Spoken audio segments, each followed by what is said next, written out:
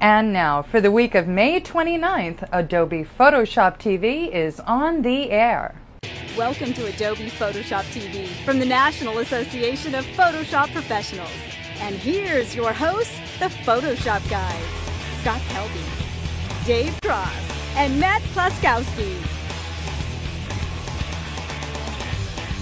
All right, welcome to another congealed episode of Photoshop TV, brought to you by the National Association of Photoshop Professionals, the fine people who bring you Photoshop User Magazine.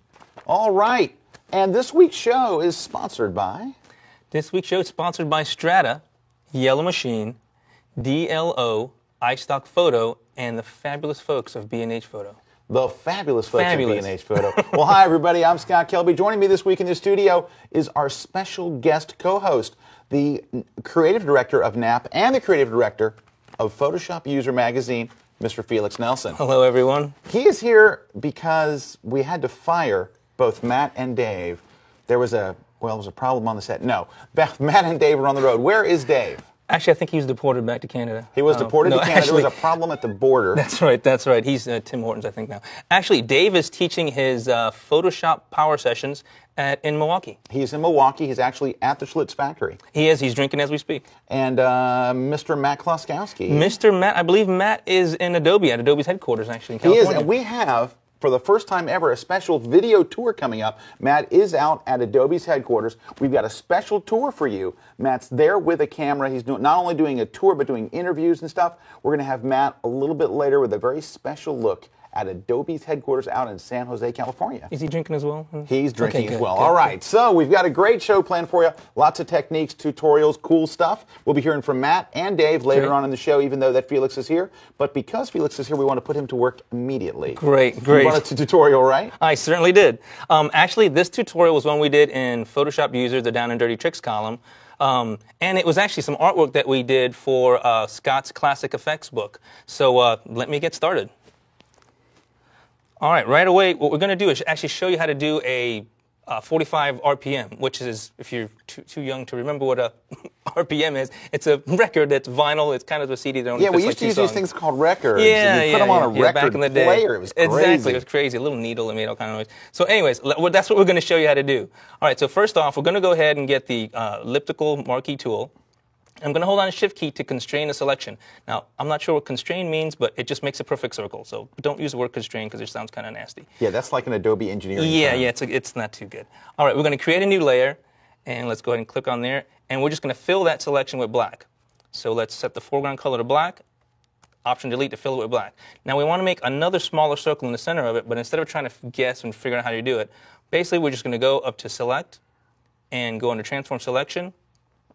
And we'll enter like 53% there, and 53% there as well. Hit Return, and puts it right in the center of the circle. Well, we're going to delete that little section because we want that to be gone out of there. So that's the beginning parts of our... And there's your record. And look, Good there's tutorial, a record. It's Felix. all done. Well done. It looks just like one. It's beautiful. All right, we're going to deselect, and then Command-click on Layer 1 to load the whole thing as selection.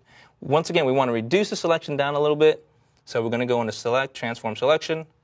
And let's only do it like 95% this time. And let's a couple more times. There we go. Now, I'm going to get tricky on you now. I'm going to hold the elliptical tool, and I'm going to subtract. I'm going to subtract from the selection. So just hold on the Option key. Or the Alt key for you PC users. Or the Alt key for PC users. Now, it doesn't matter where you start, because you can use your space bar to move it around. So just don't be too concerned about where you're going to start your selection.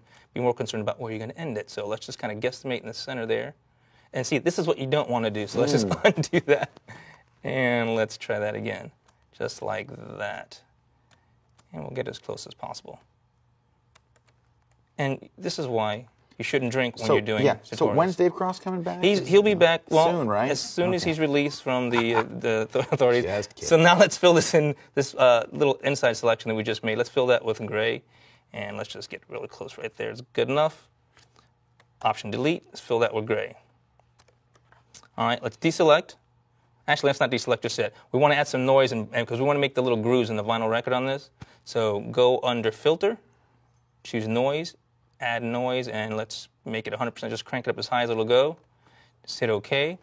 Next thing we want to do, we're going to add some little blurs to it. So go under Blur, under Radial Blur, And same thing, crank it all the way to the top, choose best for your selection, hit OK, and it'll make like some little pseudo little grooves in here.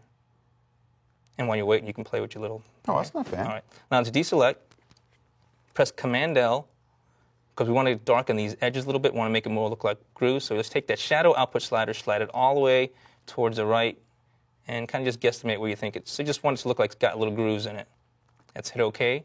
That looks pretty good. We're going to press Command-D to deselect. Now we want to add some reflections to this to make it look like it's shiny like an album.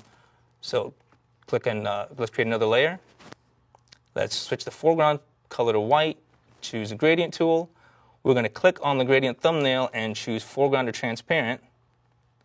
And then we want to make sure we choose reflected gradient. So let's make sure we have our selection made. Command click on layer 1 and just click and drag from just off center a little bit up towards the left, because that's where our highlight's going to be. That works pretty well. Now you're going to take that, lower that to, or actually change it to overlay. And if it doesn't quite give you the effect you want, just go ahead and duplicate that layer again just by dragging it to the new layer icon. And you can lower the opacity just to here. Let's try like 75%. And that looks pretty good. Now we're going to deselect, and we're going to start working on the inside label of our record. So what I'm going to go back to layer 1 where the black portion was, and we're just going to use the magic wand tool. I know you hardly ever use a magic wand tool for anything, but it works. Tragic wand tool. Yes, it is tragic. It works on you pretty well. We're going to expand the selection a little bit because we want to kind of overlap the black part of the record a bit. So let's just go into Selection, Modify, go to Expand, and just 1 pixel will work. Hit OK just to give us a little bit of an edge there. Now we're going to create another layer. Let's go ahead and change the foreground color to a dark red. And let's change the background color to a really light red, or almost a pink color. Choose our gradient tool. Let's click back on the gradient editor there, change foreground to background, and let's make sure you choose linear gradient. And we're just going to click from the bottom right up towards the left of the selection. So we've got that part. Same thing, we want to knock out a hole that's like a donut hole. So we're going to go back up to Selection, Transform Selection. Let's lower that like, let's say 43%. Wow, that was a pretty good guess for size. Oh, I'm good with sizes. right to the right on money every time. 43. I would have chosen 45. No, 44 and a that's half won't work. It has to be 43. 43. No. Perfect. All right, we'll deselect. We're going to add a quick bevel to this because we want this to look a little bit 3D. So let's go ahead and choose Bevel and Emboss. Let's move this over so you can see it. And let's take a look. We want to change the, let's lower the size to maybe like 3. We don't want to be quite so prominent. And let's change the contour to like 165. Once again, these are perfect, exact numbers I'm giving you. So these aren't really the exact numbers you're getting. No. These are very random. Okay. Yeah, these are random. So I always wonder when someone puts in a number like 43%. Like, 43.3. I think someone practiced this before. Yes. So we've got a little bit of a bevel edge. Now we want to make it look like the inside is kind of sucked in a little bit. It looks like it's pushed in a bit. So we're going to make a selection, all right, that same layer. And just try and get as close to the middle. Doesn't have to be too precise. And we're going to soften that edge. So I'm going to bring up the feather dialog box. 10 pixels works really well. Notice how these are right exactly on the numbers that I need. It's amazing. Interesting. All right. Press Command-J to bring that to its own layer. And we're going to hide the bevel and emboss. Double-click on the word effect because we want to bring in an outer shadow or an outer glow.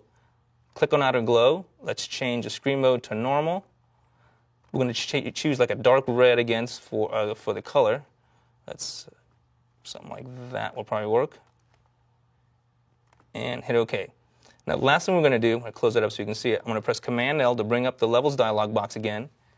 And I'm going to lower the midtone slider just towards the left so we kind of lighten the inside portion of that record.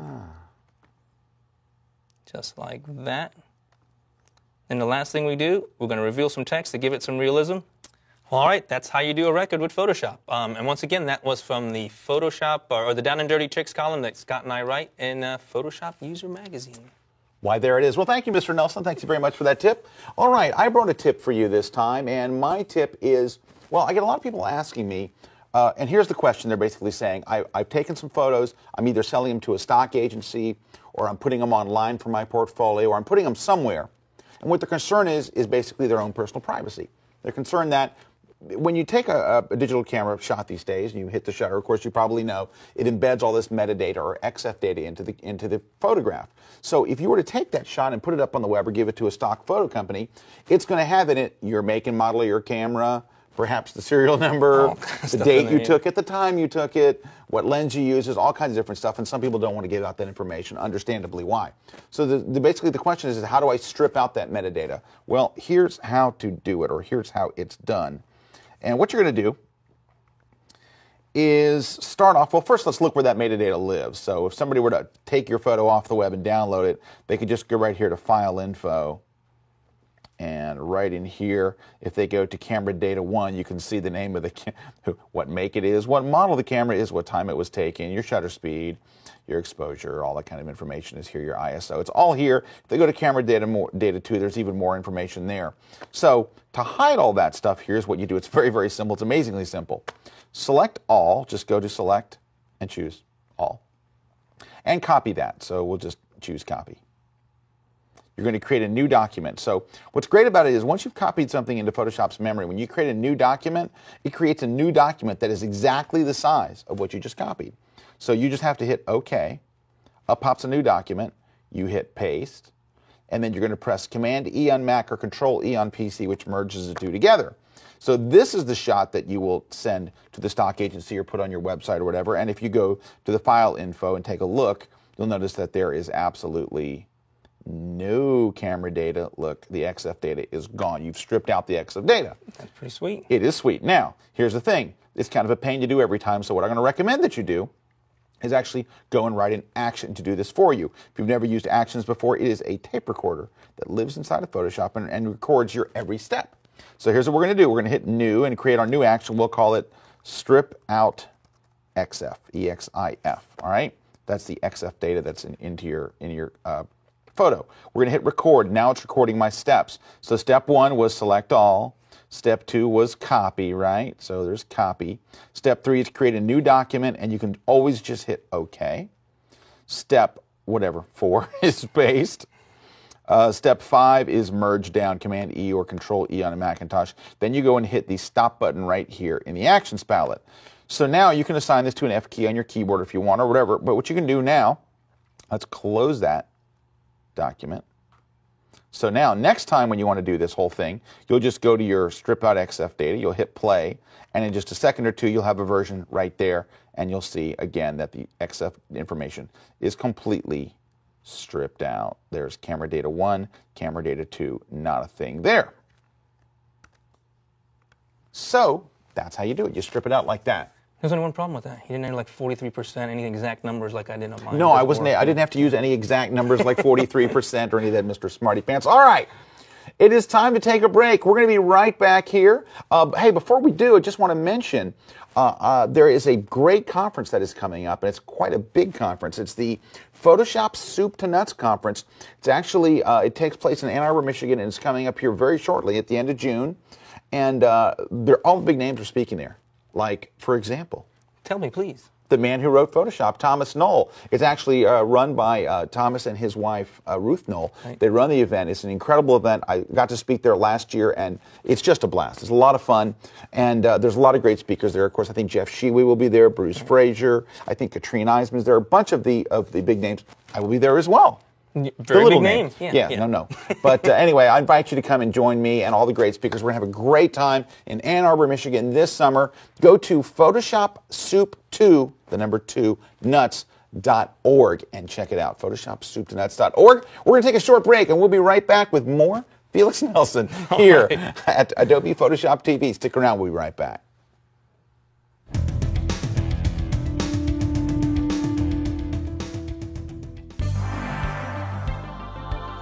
Are you a creative professional? If you are, you can't afford to miss a single issue of Layers magazine, the how-to magazine for everything Adobe. Layers gives you amazing tutorials, tips, and tricks that help you master Photoshop, InDesign, Flash, and the entire Creative Suite. We also give you enough creative inspiration to turn your next project into a masterpiece. Available on newsstands nationwide, and visit us online at layersmagazine.com. Save over 50% off the cover price when you subscribe online.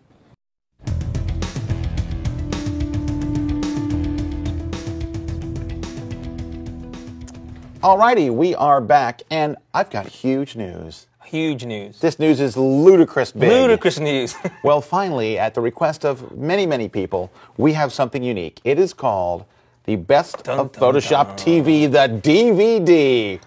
Yes, folks, this incredible piece of art is now available. You can go to photoshopvideos.com and get your own copy. Of course, we'll be giving a copy away a little bit later.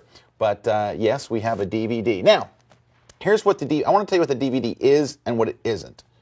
First, the DVD is not like the regular show because we only chose the best, most juiciest, delicious snippets, the best, juicy, delicious, good stuff. So there's not a lot of talking. It's mostly just tutorial.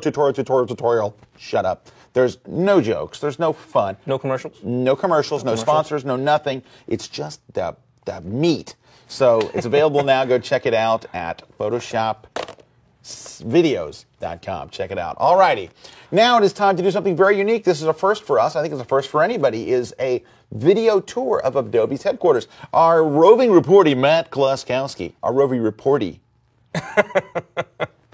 You know, professional TV shows would stop right then and retake it. No, we Are we going to do it? No. No. Absolutely not. We're going to Matt Kloskowski. What's his name? Kloskowski. He is Kloskowski. Our roving reporter who is out at Adobe's headquarters in San Jose, California, to give you an on-scene report. He ran into some of the Photoshop team, some of the engineers, and he's rocking the house keys. There you go. He's doing that thing. We're going to take you there right now. So over to you, Matt. All right, I'm over here at the Adobe headquarters, and I'm going to take a walk over to where the engineers are. So come on and follow along. So maybe we'll get a glimpse of some source code on the screen as we film. The dead cat of shame there. Oh yeah. What? You broke the build? I broke the build. Oh yeah. You should explain. Okay, Russell, point at your cat. That moves to whoever last broke the build. Oh no. Yeah, Chris had it for a very long time. Almost a year. Yeah. And John wasn't kidding when he said 5 computers in each office. Right, that's let's see, there's my laptop, which is my main machine with its second monitor, my main Power Mac with its second monitor, my PC, and my Intel Mac. That's sort of a minimal set. Right, yeah, kind of keeping it real. It changes depending on what. Speaking of launch time, this is Edward. He's one of the guys hard at work on Hi, Edward. performance. Hi, good to meet you. That's Edward. Sorry? The driver now. That's right, yeah. And he comes and beats on our door if we screw up, if we Launch add time. 1 millisecond to the launch time. I do. Or anything like that. That's my Well, hey, job. the Photoshop users of the world out there appreciate that. Oh, I darken people's doors. That's my That's job. right. That's, Right. Yep, Yeah, you that's don't his wanna- job. That's You why don't we're wanna bright get- colors, because if I'm going to darken your door, I want to make sure at least you're going, oh, wow, clown. Oh, no, okay. Or at least bright colors on it. So you smile. See, it's all about smiles. It's all about smiling. So yeah, people are just humming away, and we've got folks also in Minnesota, we've got some in India, Colorado, Florida, so the sun never set. Chicago, did No, it? Chicago. Colorado, you said. Yeah, Right, so sort of, this is the main hive, but there's a lot of work always going on elsewhere. We're a very distributed team at this point. So. Yeah. So we're now trying to reorganize the floor a little bit so that it's not just the developers in one place and the testers in another and product management in another. It's much more integrated so that The you've got people folks. you work with most closely are right Exactly. next to you. So you notice, for example, Adam being near Edward, so they can really focus on the performance work. And here we've got Meredith and Paul working on PDF. Mr. Marks here. No. That doesn't mean we can't surreptitiously peek in. Right. We should point out the Barney couch while we're at it, Oh, yeah. which is Used to be in our common area. right. Sort of the name is sort of self-evident once you see the couch. The Barney couch. Yes. And Mark had a much larger collection of interesting little figures. Well, there he's got some of them, his Martian guys. And So you'll have to come back when we're a bit more settled. yeah. Oh, we all get trophy copies of Photoshop. Oh, And yeah. these are Mark's trophy copies of all the versions he's worked on. And so almost all of us have a stack of these where we've saved the box of every version of Photoshop we've worked on. Most of us a big chunk of us have been here since Photoshop 5. Scott's been here since Photoshop. Oh, I worked on 2.5 for Unix, so Code. that's excellent.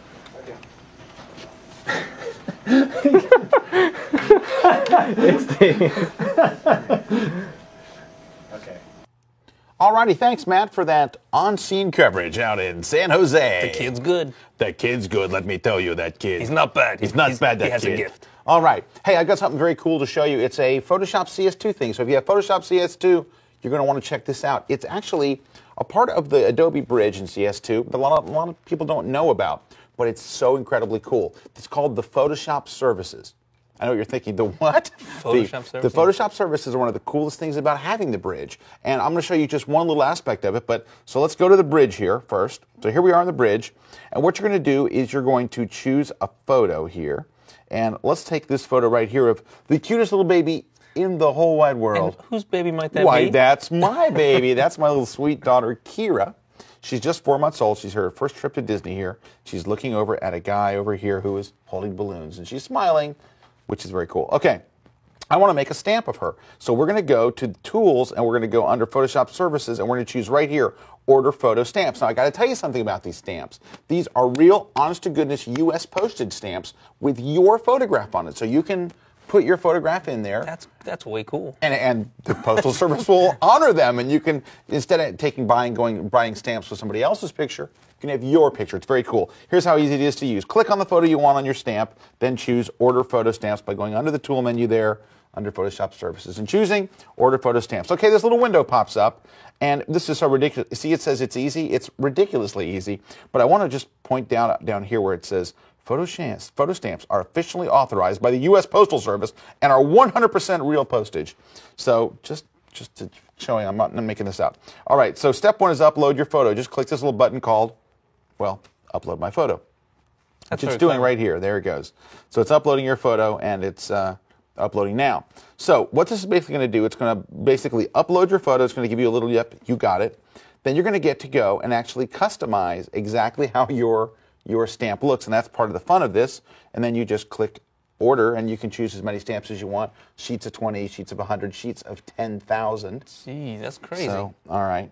So once you've done that, there it is. Congratulations, you successfully uploaded your image to PhotoStamps. Now you hit continue, and it's going to launch your web browser, which is doing that just right now. It's going to take you to their page. So let me kind of close in here so you can see it. There we go. It's going to take you to the PhotoStamps page, and it's going to show you your image. Is that the image you want? Yes. So all you do is click on your image. And when you click on your image, it's going to take you to another page where you get to customize your stamp. And watch, look at that. It's loading it in.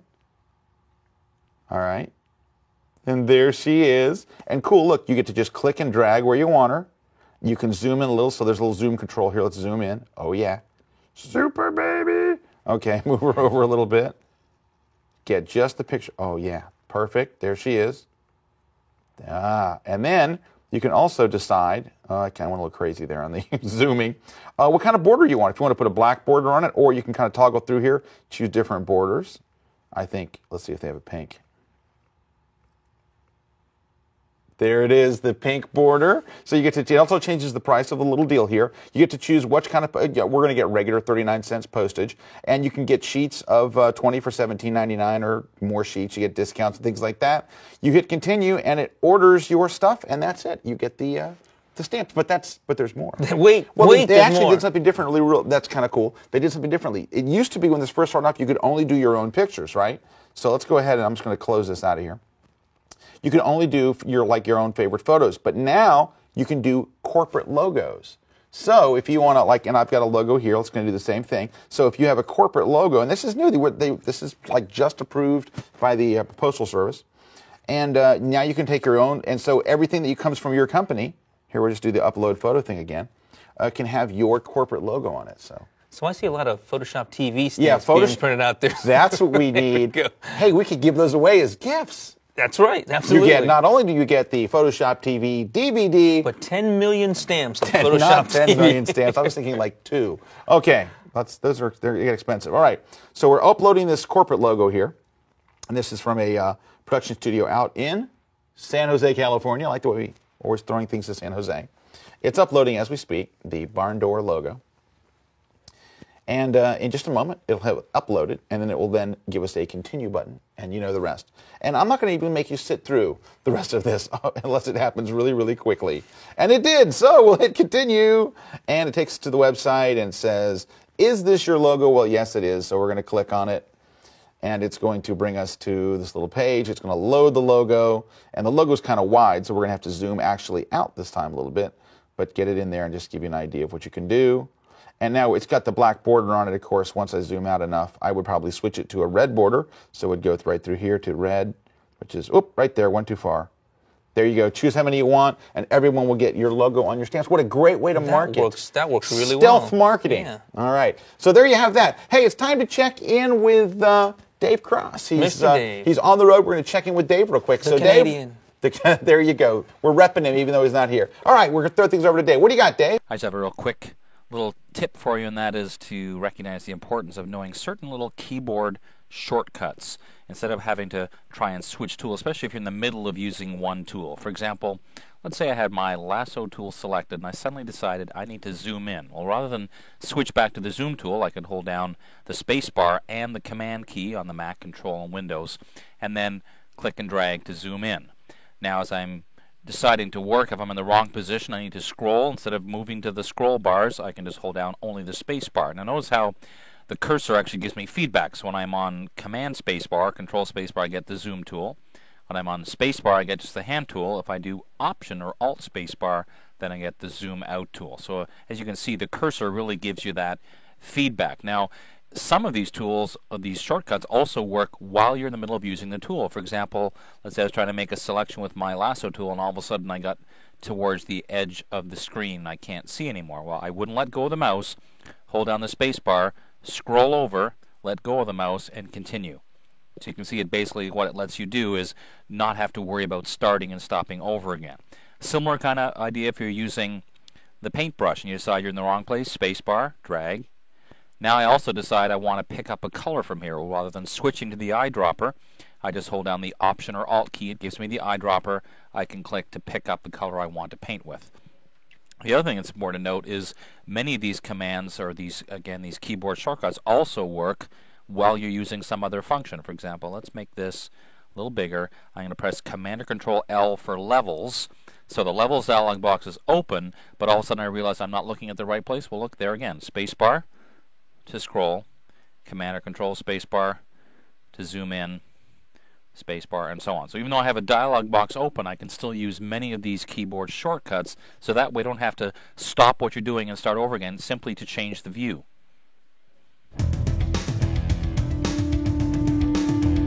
All right, we're back. I'm Scott Kelby, and here's Felix Nelson. Hold on, I'm still stuck on this stamp thing. This thing's pretty cool. Hey, by the way, this stamp thing is incredibly cool. It is cool. But next week I'll show you another one. I'll show you another. We're going to look at it because that's just one of the things. There's many things. Great. Next week we'll show you another one. Okay, but in the meantime, hey, we've got some cool things coming. But one thing I want to tell you something that's going on over at Layers Magazine. Now you may have heard that Quark Express 7 shipped. That's right. And it's our favorite program.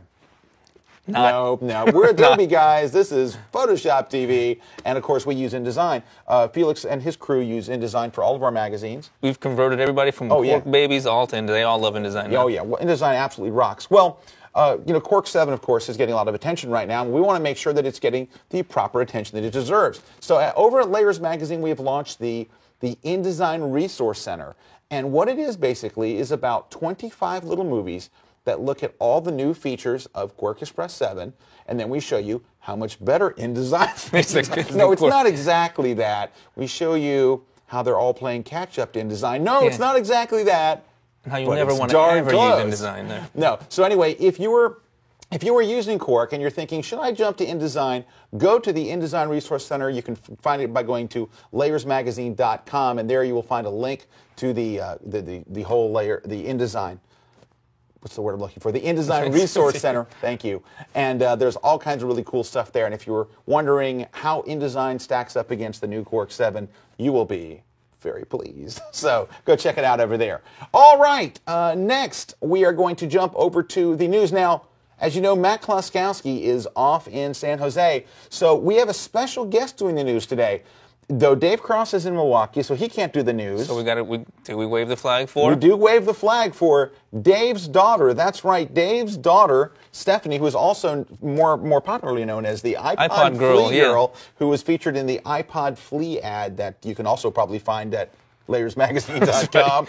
Right. She is here doing the news. So we're going to the Storm Team News Center with Stephanie Cross, the Canadian boss.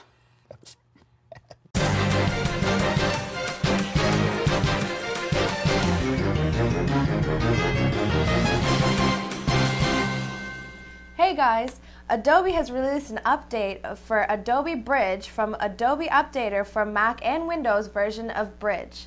The update, available only using Updater, will bring Bridge to version 1.0.4. According to Adobe, this is a small update mostly aimed at fixing security issues. Stamps.com has announced the availability in the United States of photo stamps from within Adobe Photoshop. Using Photoshop services in Adobe Bridge, users can see the photo stamps, web pages, and place an order for actual postage stamps from within the program.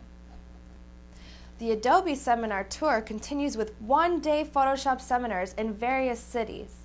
Bert Monroy will be in Salt Lake City on June 1st with the Creativity Tour. The Photoshop Tour with Ben Wilmore will be in Minneapolis on June 5th. And Dave Cross will be in Nashville on June 2nd with the Photoshop CS2 Power Tour. Visit PhotoshopSeminars.com for more details and upcoming dates. And finally, George Jardine has posted a new podcast on Adobe Lightroom about the Windows version of Lightroom, Camera Raw, and DNG. You can find it in the iTunes Music Store by searching Lightroom. That's it for the news. I'm Stephanie, the iPod Flea Girl, signing off. Back to you guys. All right. Thank you, Stephanie, for stepping in there and doing the news. Felix, boy, I sure miss Matt doing that news. Man, I can't wait till Matt gets back and does the news. All right. Okay, hey. All right. Listen, we're going to take a quick break here, so we'll be back in a few minutes with Adobe Photoshop TV.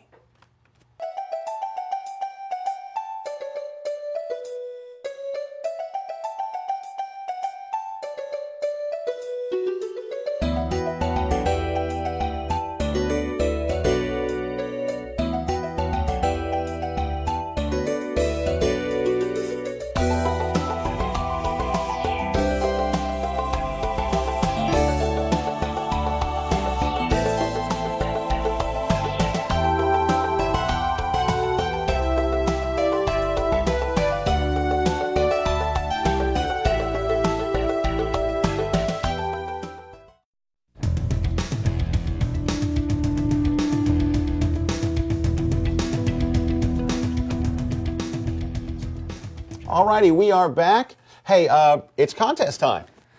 Am I right? I believe it is. All right, and we've got some fabulous prizes. But first, let's look at who won last week's contest. The question was posed by Dave Cross because it's Dave's trivia contest. The question was, where do you find this dialog box in Photoshop? The answer is, dun dun dun, that's the color halftone filter. So if you figured it out and sent us in, you might have won. In fact, I know who won. This person right here. Through the magic of post-production, the winner's name will magically appear. Dun, dun, dun. All right, so there it is. Now, on to this week's contest. We have many fabulous prizes for you. First, be the first on your block to win the Photoshop TV, the Best of Photoshop TV DVD, this fabulous new DVD starring myself, Matt Klaskowski, and Dave Cross. And the term Rockin' the Houski is never used one single time on the entire DVD. You get that. You get this book. This book is called Photoshop CS2 Killer Tips, and it's written by Felix and I. It is a wonderful book. It's about making you faster and more productive in Photoshop. And you get a one-year subscription. Last but not least, a one-year subscription to Layers Magazine. Layers Magazine is the how-to magazine for everything Adobe. So it doesn't cover just Photoshop, but it covers all the Creative Suite stuff and lots more. So those are your prize package if you can answer this question. Where do you find this dialog box? Another tricky dialog box question in Photoshop. First person to answer it, well, actually we pick somebody at random, don't we?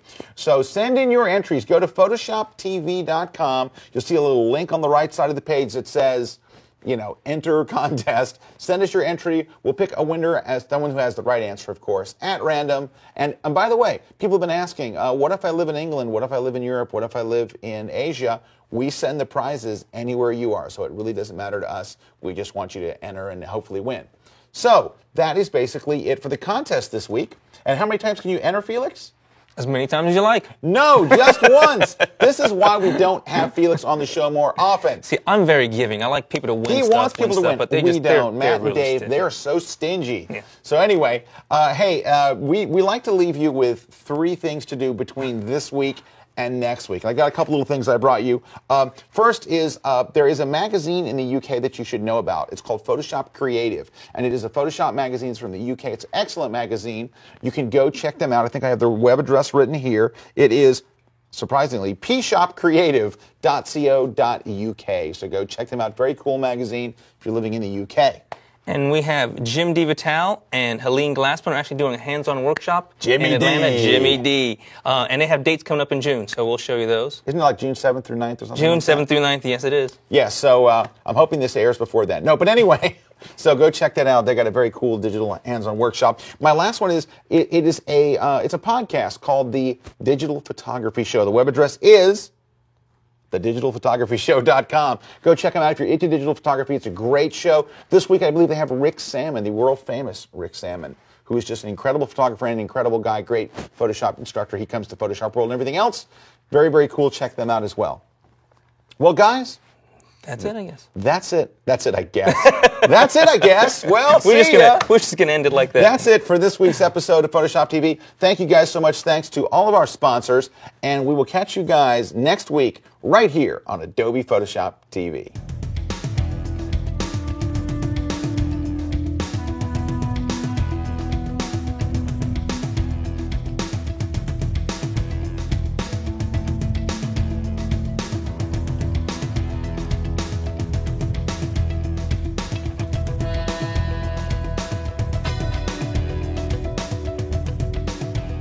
Thanks for watching Adobe Photoshop TV. See you next week.